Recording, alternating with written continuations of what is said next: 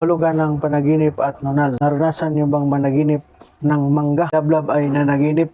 Ano raw ang ibig sabihin sa kanyang panaginip? Namitas daw sila ng manggang hinog kasama ang kanyang kapitbahay na lalaki. Hinain daw nila ang manggang hinog at ito ay matamis. Magandang araw sa inyo, Lablab. Ang panaginip mo ay perfect na panaginip tungkol sa mangga dahil ito ay pumapabor sa inyo. Ayon sa aklat ni Professor Swami na ang pagkain mo sa manggang hinog at ito ay matamis, nangangahulugan na liligaya ka sa inyong pag-ibig. Si Itzel ay nanaginip na meron daw siyang anak na maliit at ito ay kanyang pinadidi. Ano raw ang kahulugan? Maraming salamat, Itzel, sa pagparating mo sa inyong katanungan. Ayon dito sa aklat ni Professor Swami, kung ang bata na iyong napanaginipan malusog, nangangahulugan na makatanggap ka ng magandang balita. Pero kung ang bata ay payat, kitin ang iyong napanaginipan, ito ay nangangahulugan sa malungkot na balita na darating sa inyo. Linlin ay itatanong niya kung ano ang kahulugan ng kanyang panaginip na lumalangoy daw siya sa basura na umabot hanggang sa kanyang liig. May nakita pa raw siyang dumi ng tao. Dalawa silang lumangoy pero hindi niya kilala ang kanyang kasama. Gandang araw sa inyo, Linlin. Unahin natin ang panaginip mo tungkol sa basura. Ayon dito sa aklat ni Professor Swami na ang basura ay nangangahulugan ng di pagkakaunawaan ng magkapitbahay, pagtatalo ng mag-asawa at kung hindi maagapan, ito ay hahantong ng hiwalayan. Ang dumi ng tao kung ito ay matigas, ibig sabihin na maraming pera ang darating sa inyo. Pero kung ito ay malambot, ito ay nangangahulugan na ikaw ay mababaon sa utang. Maraming maniningil at pipilitin kang magbayad. Si Milmil ay nanaginip raw siya ng maraming sumbi. Ano raw ang kahulugan? Maraming salamat, Milmil, sa pagparating mo ng inyong panaginip tungkol sa mga zombie. Ayon dito sa aklat ni Professor Swami na ang zombie ay nangangahulugan ng balita sa pagdadalamhati. May kaanak kang malalagay sa bingit ng kamatayan. Ito kung nakikita mo ang nakakatakot na mukha ng zombie. Pero kung ang zombie ay maganda o di kaya'y gwapo, nangangahulugan na kaligayahan yung makamtan sa piling ng inyong iniibig. Si Mike ay nanaginip na nagkasakit daw ang kanyang biyanan at gusto niya itong dalhin sa ospital upang magpagamot pero hindi ito pumayag.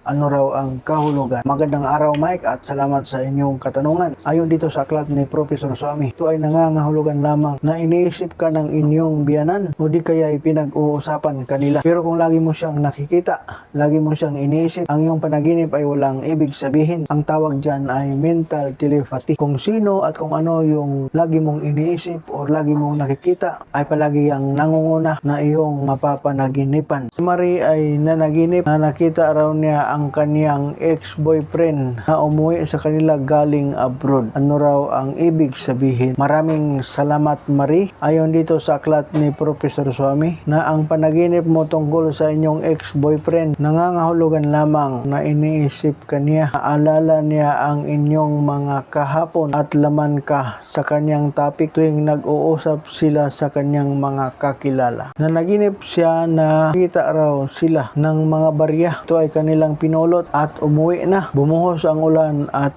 bumaha ng malakas. Ano raw ang kahulugan? Dalawang bagay ang may kahulugan sa inyong panaginip, Lindy. Unahin natin ang barya. Ayon sa aklat ni Professor Swami na kung ang barya ay ginto, gawa sa ginto at ito ay bago, ito ay nangangahulugan na aangat ang inyong katayuan sa buhay at may travel sa malayo.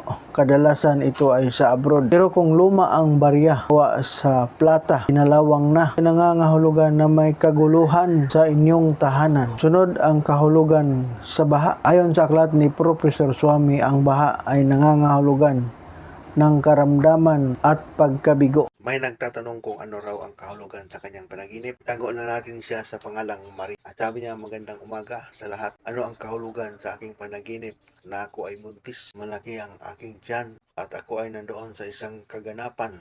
Ako ay nagtaka dahil di ko kasama ang aking asawa. Mas bata siya, katamtaman ang katawan. Ano ang ibig sabihin nito? Ayon kay Professor Swami na kung ikaw ay nanaginip na ikaw ay buntis, kung ikaw ay dalaga pa, ito ay nangangahulugan na may manliligaw sa inyo na tapat sa kanyang pag-ibig. Aalukin ka pa ng isang kasal. Kung ikaw, Ma'am Maris, ay mayroon ng kasintahan, ito ay nangangahulugan ang iyong nobyo ngayon ay totoo sa kanyang hangarin. Kung ikaw, Ma'am Maris, ay may asawa na, nangangahulugan na lalo pang nagliliya ang pagmamahal ng iyong kabiyak.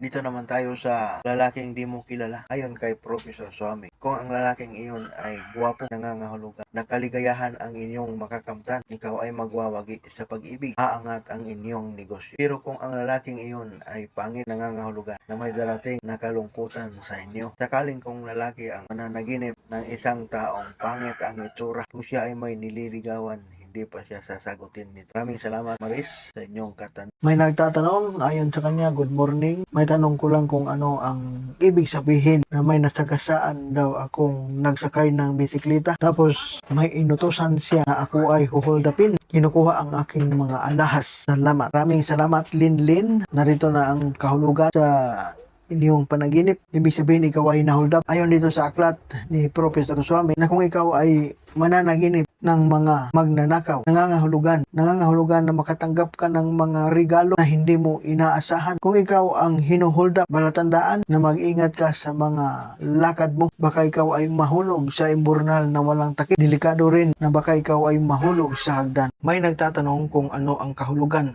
sa kanyang panaginip. Sabi pa niya, ano ang kahulugan sa maraming langgam sa aking bulsa? Maraming salamat, Frank, sa iyong katanungan. Narito na ang ibig sabihin ng langgam sa inyong panaginip. Ang langgam sa iyong panaginip, ito ay nangangahulugan ng pagkabigo at pagkatalo. Mauubos ang inyong pera, aawayin ka pa sa iyong iniibig, malulugi ang iyong negosyo. Ikaw ay kinagat naman sa mga langgam. Ito ay nangangahulugan na ikaw ay magkakasakit.